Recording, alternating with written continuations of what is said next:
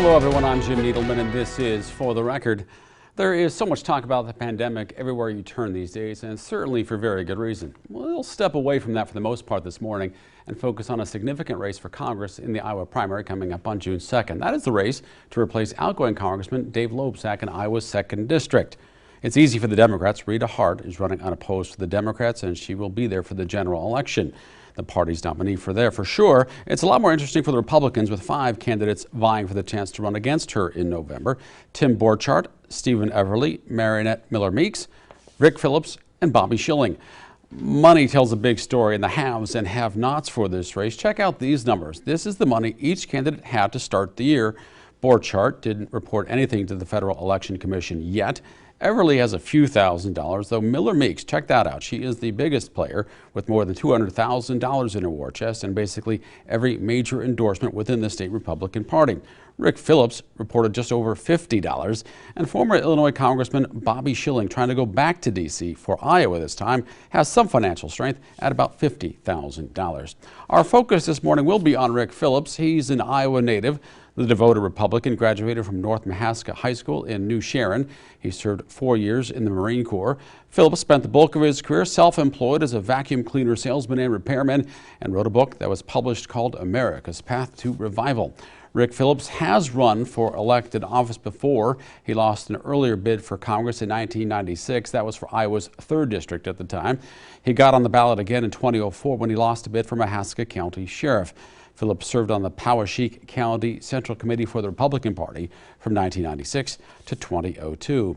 A review of the financial picture alone makes it clear that Rick Phillips is a significant underdog in this race. And that isn't stopping him, though. He's a stout supporter of President Donald Trump and his border policy specifically.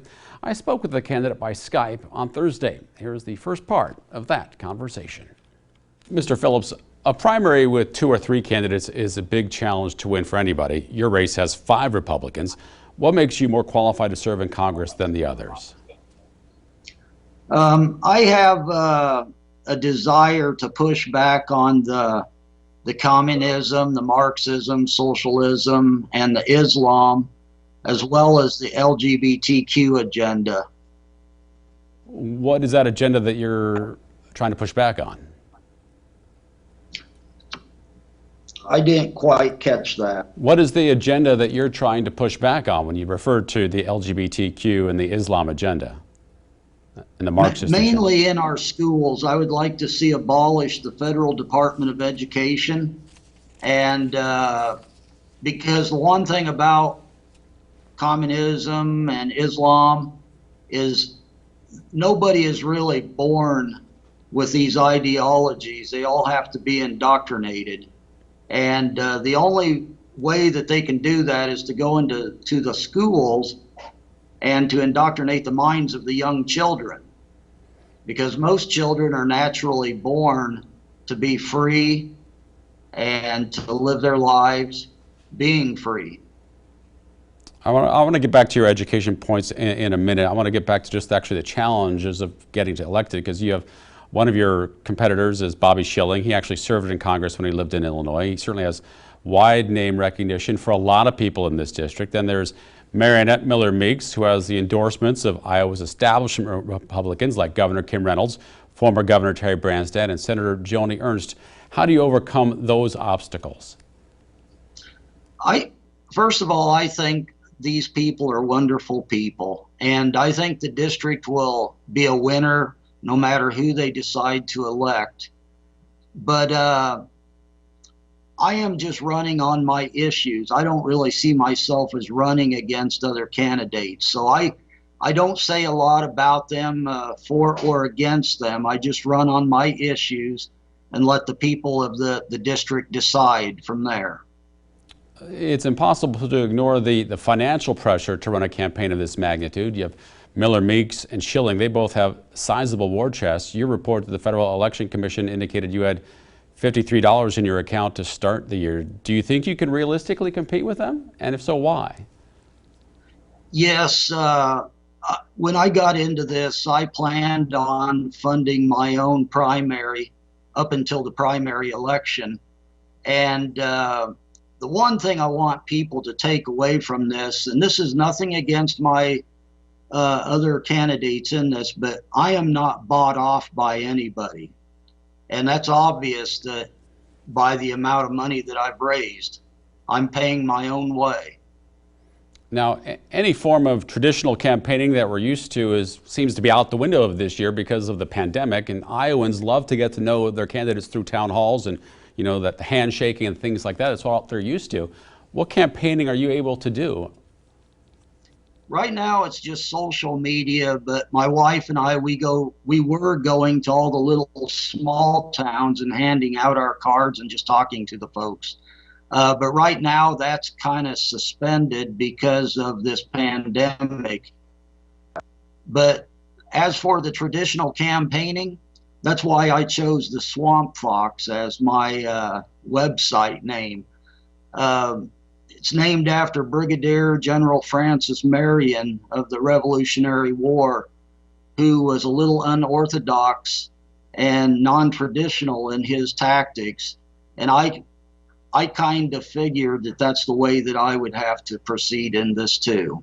Now, considering we are in this pandemic, what approach would you take in Congress to address the coronavirus and the issues? What type of legislation do you support? I see that this is a problem and it's real, but I think the response to it is overkill.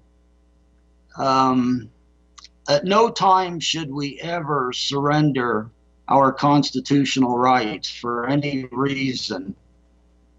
And that's what I see as a problem. I think the cure here will end up being far worse than the cause. So I would encourage folks to do what they can do at their own level to take care of themselves. But at the same time, we need to go back and be productive citizens. You're on the record as being a strong supporter of President Donald Trump. We see the banner behind you. Does that mean you agree with him on everything? Not everything. None of us come into this as perfect people. Nobody will ever be perfect that ever enters into Congress or being the president. But I would like to get closer to him so that I could talk to him about a few things. I think he's a fair man. I think he's an intelligent man. And I think he would listen. And I'm sure he would give me my 3 minutes. So what has he done that you don't agree with?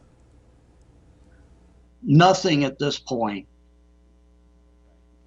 So Iowa's Secretary of State is sending absentee ballot requests to every voter to try to encourage more participation during the pandemic. Do you agree with that approach to get people to participate? I don't know if there'll be any other way right now. The courthouses will probably be closed if things continue, so early voting at the courthouse will probably be out. And I don't know if the walk-in voting booths will be opened on June 2nd. Now they may be, they may not be, I don't know yet. But the one feasible thing that does stand is the absentee ballot voting. Part of my conversation with Rick Phillips. More to come from that in a moment. Specifically, schools to the state. Why the Republican candidate wants the federal government out of education, where he actually takes a page from Democrats. For the record.